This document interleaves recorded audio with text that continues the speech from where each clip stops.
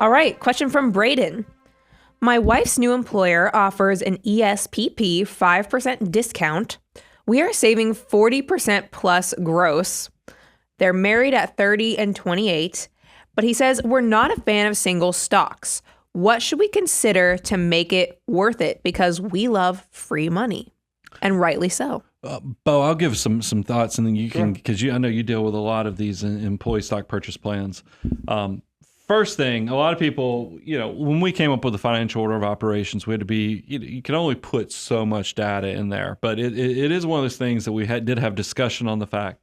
If your employer offers you a 5% discount, and here's the other thing, you didn't even mention this, Braden, but a lot of times it's the lowest price either at the beginning of the quarter or the end of the quarter. You didn't give us that detail, but I'm just going to talk about the versions we've seen where it's not only a 5% discount, but it's a 5% discount from the lower of either the beginning of the quarter or the end of the quarter. So that number could actually be 15%. Depending upon it could be a big number.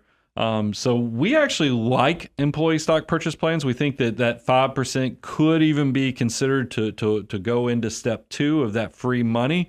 But there is an asterisk next to it, and that's why I wanted to leave some of the meat on the bone for Bo, is that and you got into this, Braden, is that it's an individual stock, and it's an individual stock attached to the place that's paying you your wages. Yeah, and I completely understand having a disdain for individual stocks. You've said, hey, I don't want to play that game. I don't want to figure that out. I like buying low-cost index funds. I think that's great. You said something in your situation that I love. You said you're saving 40% of your gross income, which I think is awesome. And so the conversation you have to have in your mind is, does my disdain for individual stocks outweigh my love for free money, right? And the answer is probably not. You probably like that free money. So then you have to step back. Okay, if I'm going to do this thing that I don't love, might there be a system or process I can put in place to control how I do it? And so we have a lot of folks who have ESPP plans they participate in, where we say, great, we're going to defer the money and we're going to buy the stock at the discount. And if it has a trading window discount, we're going to get it lower.